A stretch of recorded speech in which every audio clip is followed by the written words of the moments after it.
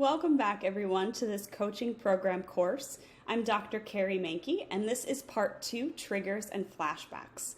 I just want to point out that sometimes this can be the hardest module in the course for people to get through because we're going to be digging up some traumatic memories in your past and things that maybe you haven't thought of for a long time. So just know that you can go at this at your own pace, and just know that if you need to stop the video at any time or come back to this module, that's okay too.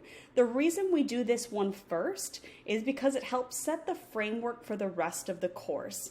Because what we're going to do is dig up some of that trauma, which is often impacting how you react to things today, and might reveal some patterns in relationships and other areas of your life. And so that's why we access those traumatic memories first in the course.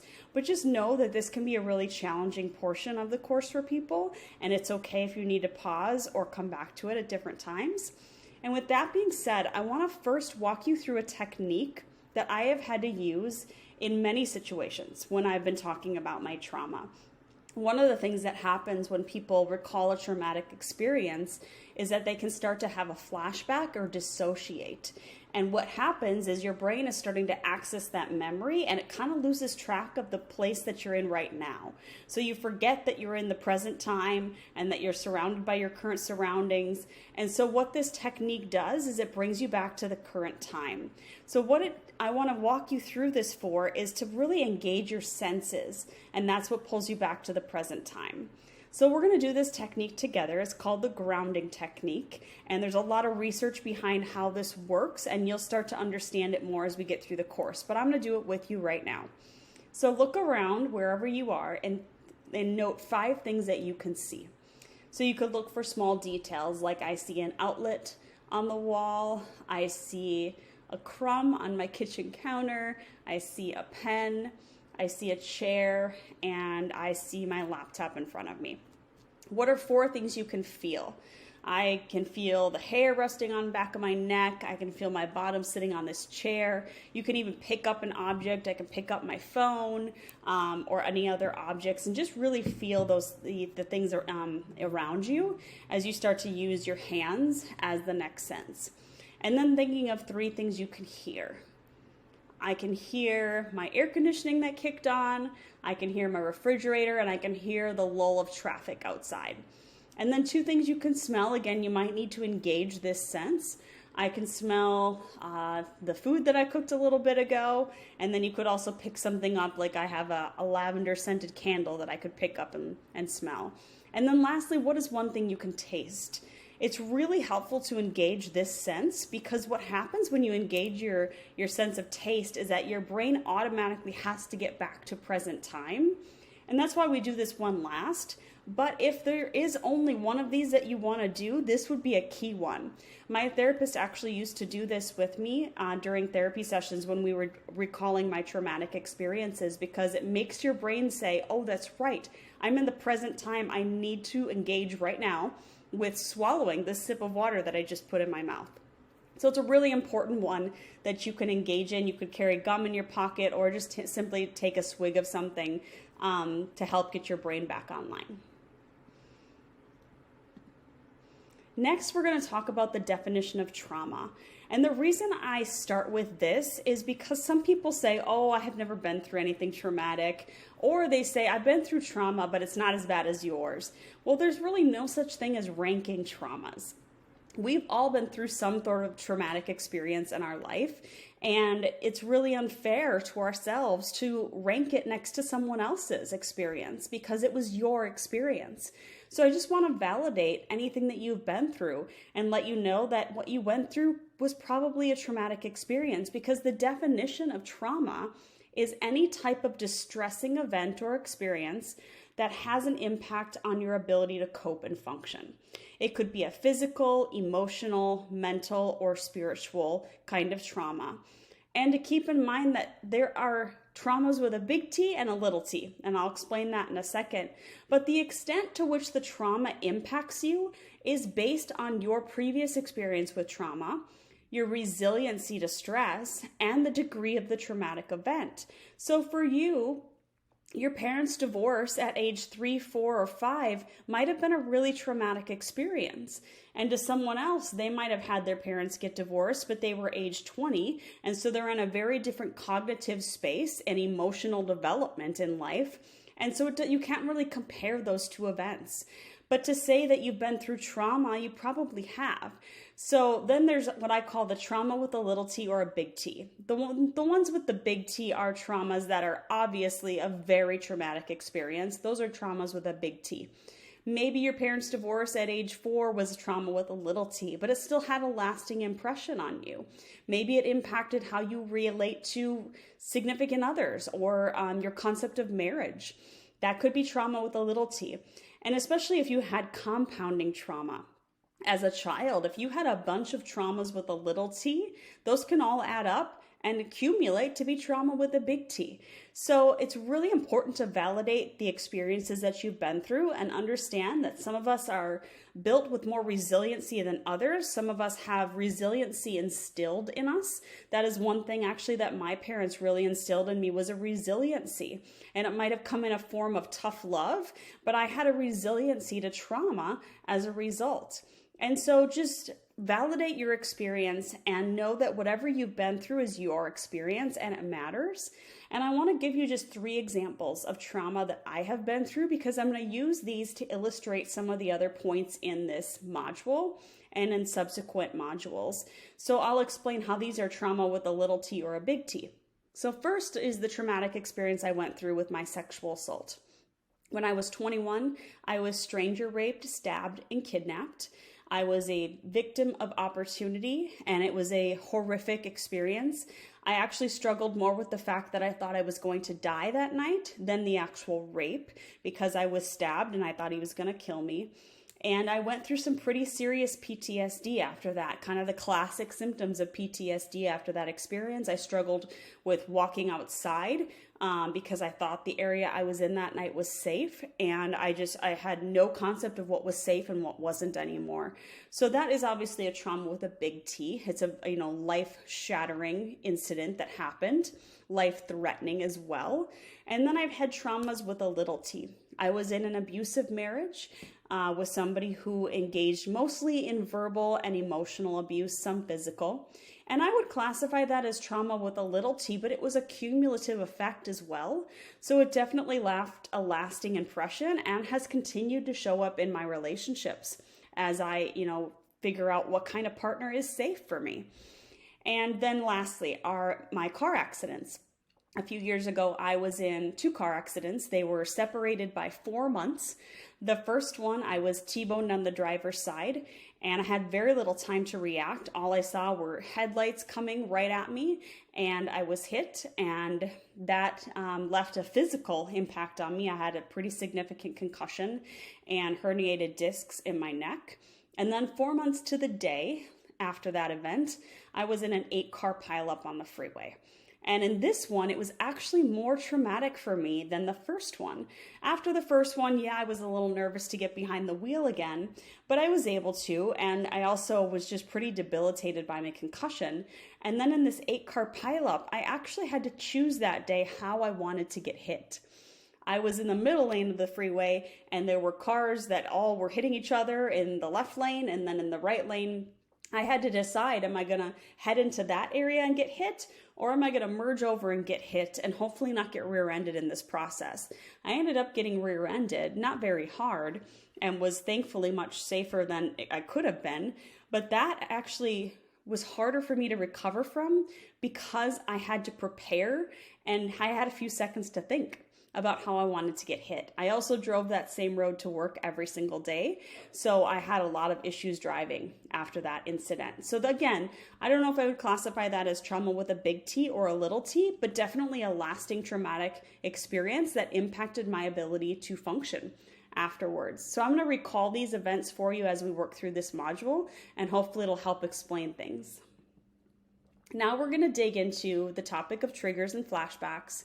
And the first thing I want to do is explain the definition of these. So a flashback is when you are experiencing that traumatic experience, but you feel like it's happening right now. So from my experience driving after that second accident, I would merge onto that section of the freeway, and I would feel like I was being hit again. I would literally like physically jolt in the car because I thought I was being hit. And I had a lot of difficulty connecting with reality during that time. I didn't remember I was driving a car. And this is where that grounding technique comes in, so important when you are dissociated to the fact where you are literally feeling like it's happening all over again. A trigger, on the other hand, is something that evokes an emotional response. So I would note that when I was starting to merge on that section of the freeway, I would get panicky, my heart would start to race, my palms would start to sweat, because I was preparing for an accident. And this is what precedes the flashback. Triggers don't always precede a flashback, but triggers are things that are stored in your brain as a result of that trauma. And the point of it is actually to help you. And I'm going to explain that in the next few slides.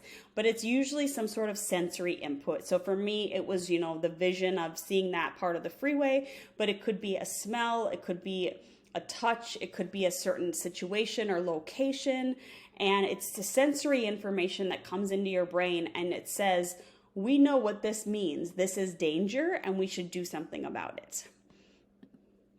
Now, I want to talk a little bit about how memories are stored. So I'm going to go over a few areas of the brain. It doesn't matter where these things happen in the brain, you don't have to remember that, but just to kind of outline how our brains work and why triggers are stored the way they are. So the hippocampus is responsible for memory storage. However, the amygdala imprints the memory with an emotional arousal. So the hippocampus says, okay, so we're going to put a file in the file cabinet that this car accident happened. And the amygdala says there was some emotion that happened during that. And there was a lot of fear. So we're going to make sure that fear gets put in that memory file for that car accident. Memories with emotion are more intensely stored. So think of it almost as like a bigger file in the file cabinet because there's more stuff to put in that file.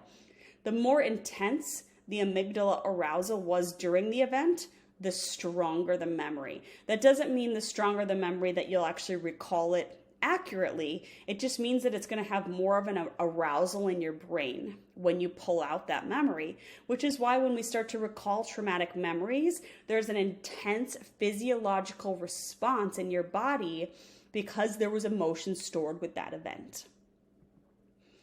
There's also this part of the brain called the prefrontal cortex. This is your logical brain or your rational brain. So it determines the anxiety or fear response. So it says, and I'm going to use this evolutionary example of seeing a bear. So our bodies were made to know what to do when we saw a bear. And you see a bear out in the wilderness and your brain goes, that's probably dangerous. We need to do something about it. So we need to run, we need to freeze, or we need to fight. And so immediately neurotransmitters, epinephrine and cortisol, are released because your brain is saying this is a life-threatening event, we need to do something. And so your sympathetic nervous system gets activated. And the prefrontal cortex says, oh, you don't need me, I don't need to be involved in this. You've already decided that this is a threat, so I'm going to go ahead and just go out to lunch. So then when the memory of the event is stored of, hey, when we saw that bear, we released those neurotransmitters and that life-threatening event happened, we were able to run away from the bear, but your brain makes that memory file. There was no logic during that portion of the event because your prefrontal cortex was out to lunch. So what happens is you can actually have some inaccurate memories when you recall a traumatic event. I can tell you that the memory of my sexual assault is not complete. I have huge gaping holes in that night in the events. And then there have been times where I've kind of made up stuff to fill in the gaps, but I didn't know I made it up. And so I've, checked with other sources and found out that some of my memory is actually inaccurate. And I don't know why that's the case, but I know that when my brain was storing that information from my sexual assault experience, my prefrontal cortex was not engaged. So there was no logic and there was no sense made out of it. So like some of the events actually from my sexual assault experience are out of order as well, because there was no rational thought process happening when that memory was being made. when that file was being put together, things just kind of got thrown in. There was a lot of emotion, a lot of amygdala arousal. So it just kind of get lumped into this really big file in my brain, and there was no logic happening during that time. This is also one of the main reasons why people struggle with shame, which is why we're going to talk about that in a future module, because there's no logic happening at the time. So for a long time after my sexual assault experience, I blamed myself for not running away, for not screaming. Why didn't I fight back? Well, he had a knife to my throat and he ended up stabbing me. So it's probably a good thing that I didn't fight back and that I didn't scream, because I might be dead. But this is an example of why when there's no logic happening at the time of the event, then the memory storage isn't logical either. Because if you know my story, you'd say, well, of course you didn't scream. That makes sense. But my brain didn't store the information that way. So that's why we dig up the topic of shame and guilt. And there's a lot of self-shame and blame when it comes to trauma, because there was no rational thought process happening when that memory was stored. So just know that that's a very common thing. And that's why we're going to talk about that in a subsequent module. And we're going to work through that. So next, I want you to engage in this activity. I'm just going to move my camera there so you can see the workbook. But know that this is something that might take a little while for you to do this activity, because you might have to allow your brain to kind of go access that file cabinet. And that's okay. And it might be traumatizing to do that. It might make you feel like your heart is racing. Just remember that grounding technique when you do this exercise.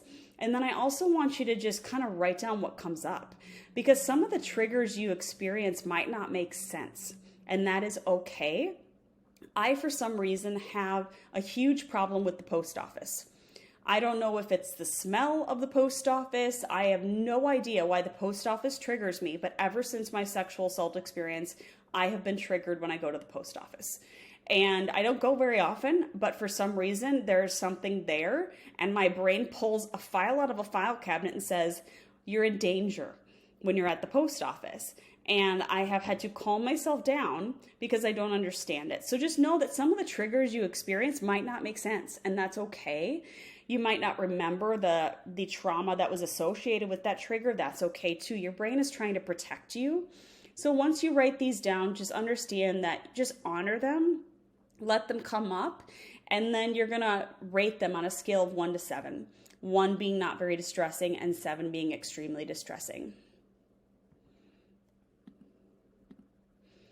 We're going to go back to the brain. I'm going to explain a little bit more about this. So that hippocampus, if you remember, regulates the memory from sensory inputs. So I see a bear, and the hippocampus says, oh, that's right. I remember last time we saw a bear, that was dangerous.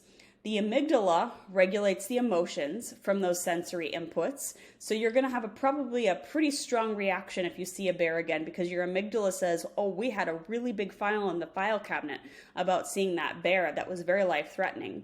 And the prefrontal cortex determines, should we be worried about this? So let's say, for example, you see a teddy bear, a stuffed bear.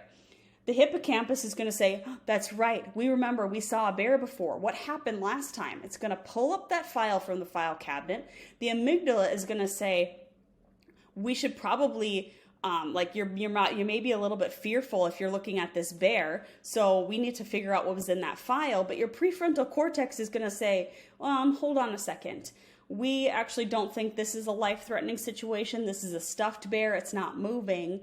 So we don't need to get the body all worked up.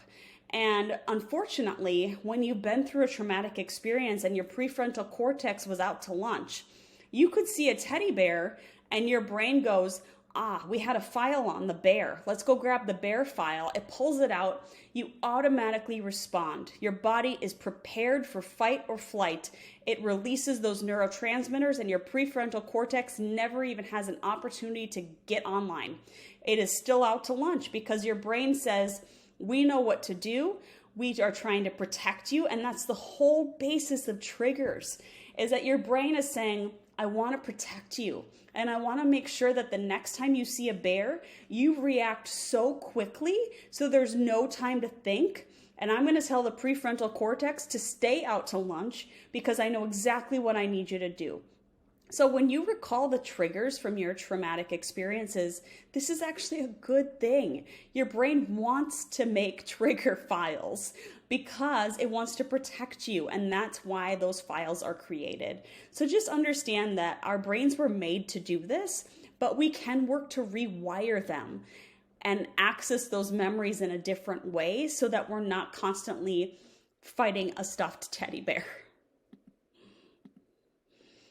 Now, as I mentioned before, when you receive that stimuli, it reaches your thalamus. The thalamus sends it to the amygdala sends it to the hypothalamus and activates the stress response. Epinephrine and cortisol are released, and your sympathetic nervous system is activated. This is an automatic process. And if you think about this, this is actually how our bodies work when we exercise.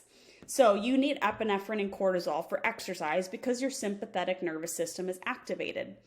This is a good thing. What happens is the blood flow goes to your muscles, especially like in your legs to run, blood flow to your heart and your lungs, a lot less blood flow to your hands. Your digestive system starts to slow down because you really don't need to be going to the bathroom when you're going to be fighting or if you're going to be working out. And so your body knows exactly what to do to activate the stress response. And that's why this is such an important mechanism when we exercise, for example, but also in order to prepare us to fight or flight. And it's such an automatic response, like I mentioned, that if your brain has an associated file with a trigger, so if you see that stuffed teddy bear, your brain goes, oh, I know exactly how to respond to this. I'm going to help you out here. I'm going to pull that file, and before you even know it, within seconds, epinephrine and cortisol are released, and your body's in fight or flight. And it's really hard to get your body to calm down once it's so automatic, but that's why we have things like the grounding technique, and we work through the triggers that we experience. So this is an actual scan, if you look up here on the right-hand side, of a brain that is healthy and one that has experienced PTSD. When we have repeated stress on the brain, this is repeated damage from chronic trauma. This is where the hippocampus actually gets damaged. Remember, the hippocampus stores the memories, so it can cause distortion and fragmentation of memories. And then we are not able to assess potential threats. So when I worked as a sexual assault nurse, I did an exam on a woman who had repeated sexual assaults. She was a victim of trafficking. It was a horrible situation. But when she was telling me her story, she literally was crossing over from now to 5 years ago to 2 days ago. She couldn't organize any of her thoughts because her memories were in such a jumbled file that there was hippocampus damage. She literally could not chronologically tell me what happened. And then she was under this. Basically, she couldn't assess potential threats. She thought that any man arriving to her house was potentially going to rape her. And so she was frequently stimulated by her sympathetic nervous system. It's like seeing a bear on a daily basis. Your brain is going, well, we need to be ready at all times. So you can't assess those potential threats because your prefrontal cortex, that logical part of your brain, is just chronically out to lunch. And then that prefrontal cortex just becomes underreactive. So it's saying, well, you don't need me, so I'm going to stay out to lunch. You know what? I'm actually going to go on vacation. So you can't regulate any of those emotional or fear responses. And then the amygdala, it becomes super overreactive. So you have your brain just constantly trying to protect you. Intrusive memory, the file cabinet's being opened even when it shouldn't be, because your brain is saying, we are under constant danger here. I need to make sure that you are ready and prepared for fight or flight 24/7.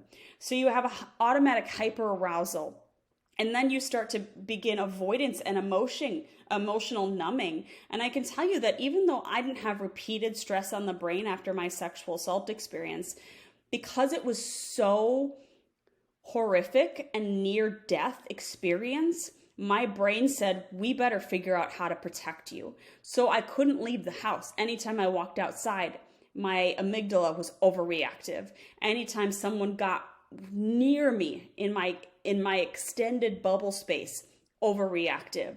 I would freak out if somebody got near me, especially if they came near my back because I was attacked from behind. And so I began avoiding places. I began avoiding people. I had this just numbing reaction to try to cope with life, to try to sleep, to try to just get through the day. And that's what happens with PTSD. So whether you've had a trauma with a big T or you've had repeated trauma, you can actually see on those scans, those are scans of a brain, of just how overreactive that amygdala is, and your brain is just constantly ready for fight or flight. I also want to touch on this topic of trauma being stored in the body. When you encounter a stressor or a traumatic event, and it overwhelms your nervous system. And what that means is basically your body needed to release epinephrine and cortisol, but like high amounts, because it's saying we are in serious danger. Not just the amount you need to work out at the gym, but an amount you need to fight, flight, whatever it takes. Your brain disconnects to cope.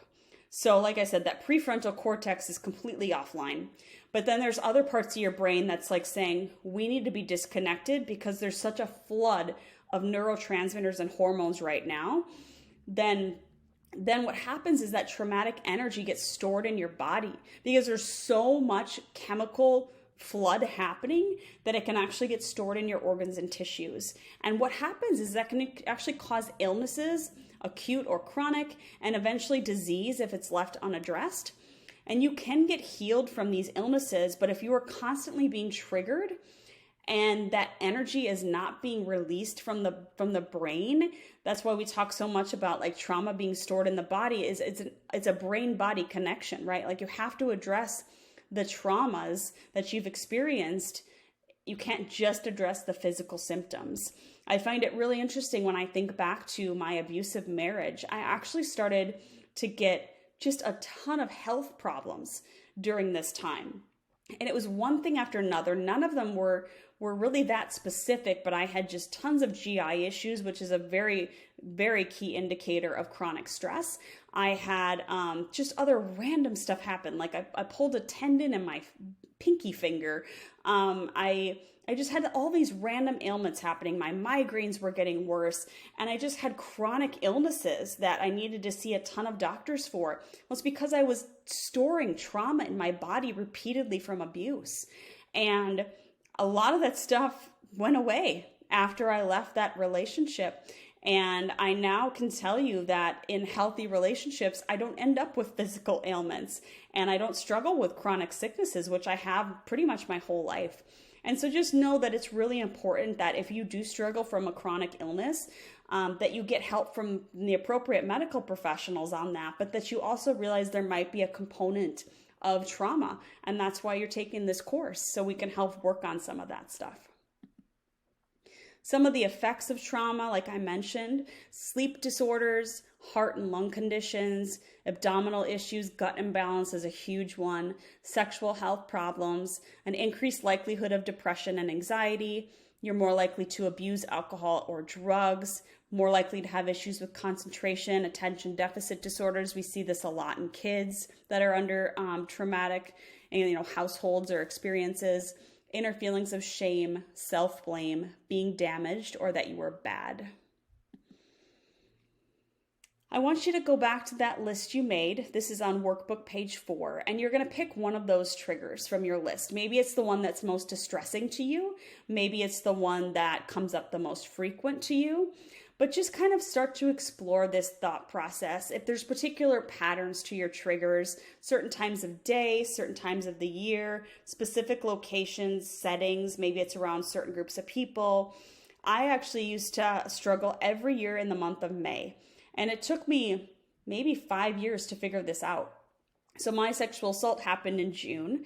And in Minnesota, where I was at the time, we were finally starting to not wear a winter coat and put flip-flops on for the first time in May. You're like, finally spring is here. I can go outside. I can not have to wear my boots and my jacket. And the night that I was raped, I was wearing flip-flops. And so the first time I would put flip-flops on for the year was a trigger for me. The first time I would go out and not have a heavy jacket, that was a trigger. And just in general, the whole month of May, because you start to just go out more and you see more people out and about. at that time of year in Minnesota. And so that whole month I would just be anxious and just on edge. And it took me understanding, okay, so my brain is trying to prepare me for June because something happened in June and there's a memory file in June. And my brain is saying, we're going to make sure that you are hyper aroused so that if this happens, you are prepared. And so it took just honoring that trigger to understand, oh, that's why my brain is just doing its job. It's just trying to protect me. So a lot of times you can start to see some patterns to your triggers and then understand why you're feeling the way you're feeling. And then you can start to cope with those, whether that means, investing more time into coaching, whether that means, starting to work through those. Maybe you challenge yourself a little bit during those times or with that trigger, or maybe it's one that you just avoid. And we're going to talk a little bit more about that as well. And I also want to mention that on that list of the ones what you wrote, very distressing, those are the ones you probably are going to avoid, and that's okay. We do want to avoid triggers, certain ones. If they cause a flashback to happen or cause that hyper arousal where we stay in the fight, flight, or freeze mode, that's not healthy. Our brain can't handle that, and you might need a very specific kind of trauma therapy if you want to address those kinds of triggers. But there are ones that we can address, and those are the ones that are on the less distressing end of that scale that you rated. And keeping in mind that time doesn't heal all wounds. I hate that phrase because it's not true. Your brain is going to remember triggers. It's made to do it. And over time, they might get less intense. The month of May no longer bothers me. I also now live in a warm climate, so it doesn't really affect me. But it does, certain triggers have gotten less intense for me over time, but some of them have never completely gone away. But just remember that if you avoid that whole list of triggers for the rest of your life, you are allowing fear to just totally control you. And there maybe are some that are safe to address. And that's where you can get in some individual coaching or therapy and work through those. And just know that you don't have to be debilitated by your triggers for the rest of your life. When triggers turn into flashback, remember I mentioned at the beginning that when we're triggered by something, our brain sometimes immediately goes into playing the flashback as like it's happening right now. For me, this looks like a movie. I feel like I'm in like a 3D movie theater and I'm seeing it happen, like literally watching it and reliving it, and I can feel the sensations that I felt during the traumatic experience. So the first thing to do is remember, you recognize that you're having the flashback.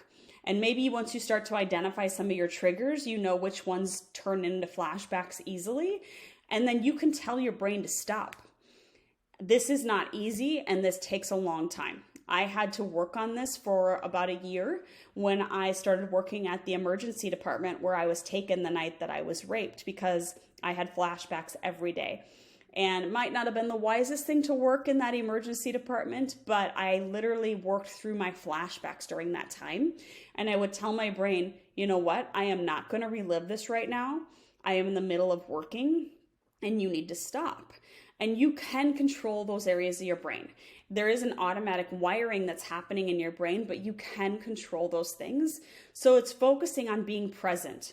Complete that grounding technique. Remember where you are, what the time is, that you're safe. And we're going to talk about brain thoughts in a later exercise as well about how to speak to yourself during these times. But if you can't stop the flashback, there is a technique to watch it at a distance or slow it down. So if you experience flashbacks like a video, like I explained I do, you can picture it on a screen. So right now it might feel like that screen is 3D and you're in a 3D movie theater and you're really reliving it. You're in one of those like special movie theaters with the chair that also moves with the video. So what you can do is start to push that screen away or back away from the screen. I had to do this for my car accident example because I literally would feel like I was being hit again and I had to keep driving. And my brain would not stop the flashback. So you start to push the screen away. And then you can start to see around you and realize, oh, that's right, I'm still driving down the freeway right now. And the video is still playing. Part of your brain is still reliving that experience. You could even slow down the video to like a slow motion and then start grounding yourself, recognizing where you are, doing the grounding technique, deep breaths, taking a sip of water, maybe it's speaking out loud what you see around you. And you can push that video back as far as like the size of a note card. So it's still playing and your brain is still watching it, but you're also engaged with your present surrounding until the flashback is either less distressing or it's done playing. Now, as I mentioned, brain thoughts. One of the things that comes up when we experience triggers is our brain is talking to us, right? It's saying, I remember we had a file associated with that trigger. I'm going to pull that up and I'm going to remind you what's happening. So in this exercise, this one again might take you a little bit of time, which is okay. But I want you to think about some of those maybe really distressing triggers. Maybe you don't feel safe to start with those ones that are really distressing. Maybe you take the moderately distressing triggers and think about what is your brain telling you when that trigger comes up. I can tell you that when I went to the post office, my brain would be telling me, I'm not safe. I'm not safe.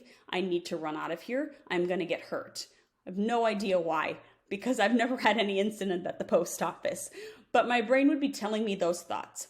And so for this activity, I want you to kind of engage with those thoughts for a moment because you're going to honor them because remember, your brain is doing everything it can to protect you.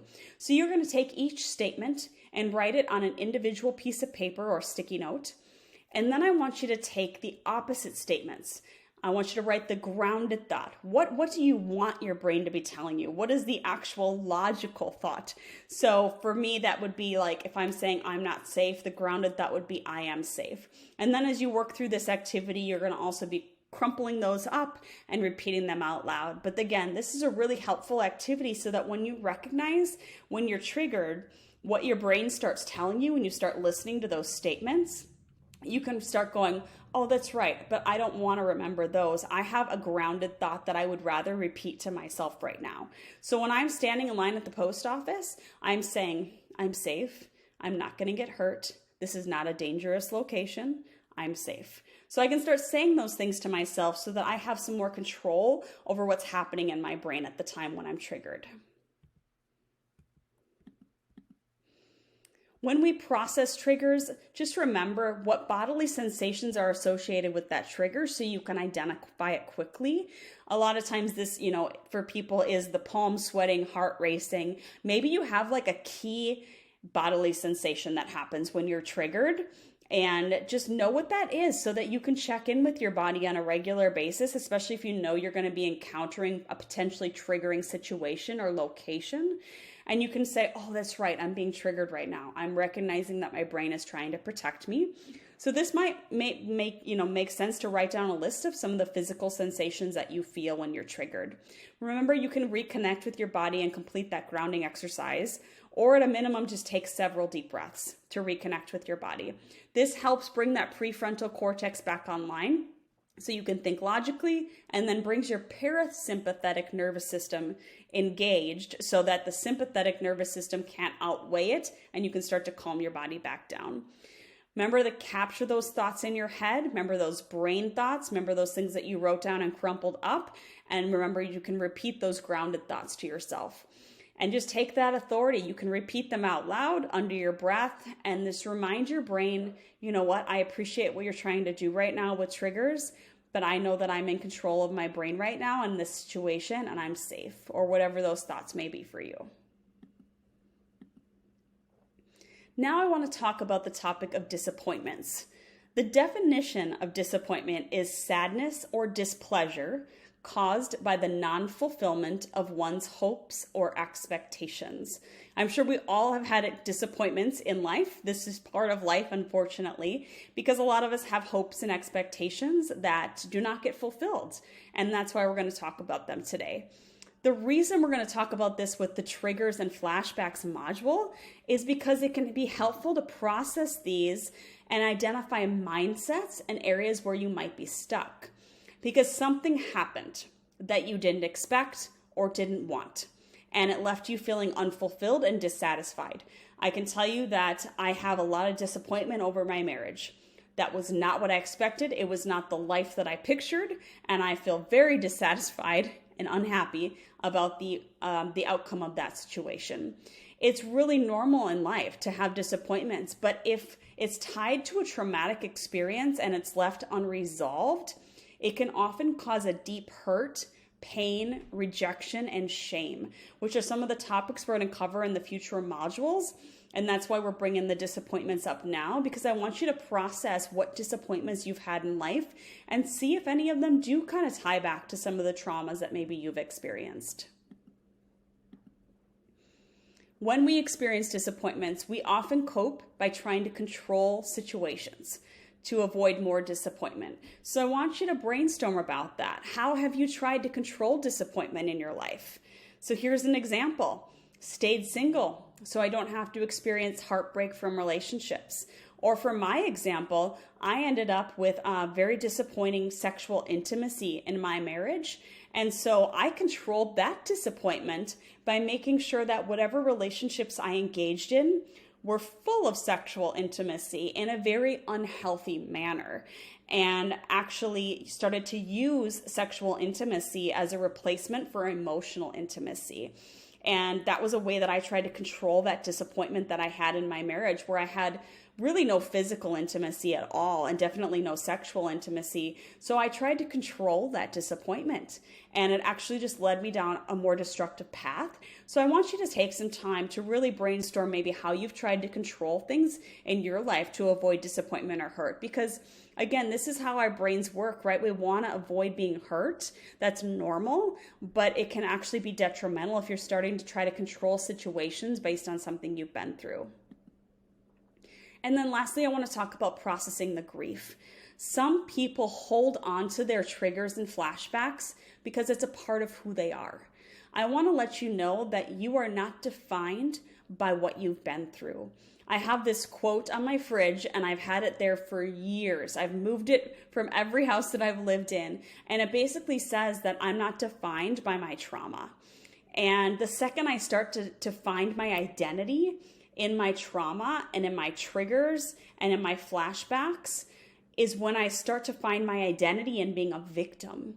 And maybe even you want to call yourself a survivor, but I don't want to ever refer to myself as a survivor of trauma, because I'm so much more than that. There's a lot more to who I am as Dr. Carrie Mankey than just the trauma that I've been through. It's a big part of who I am, and it's why I do what I do, but it doesn't define me. So as you start to process some of this stuff, you might feel like you're going through a grief, and that's okay. This is a grieving process. If you've tied your identity to your trauma, this might mean that you need to process some grief. And just know that you can have healthy grieving over disappointments and your trauma.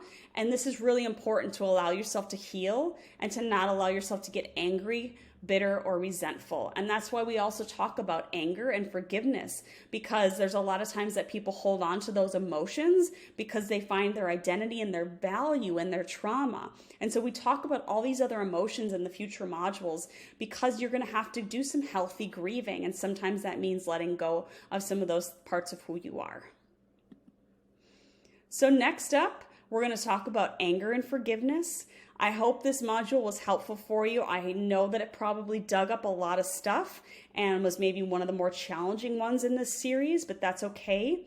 Just know that there is healing on the other side of this, and we're going to keep working through these emotions, especially when we talk about anger and forgiveness. So stay tuned and check out the next module in the series. Thanks for joining me today.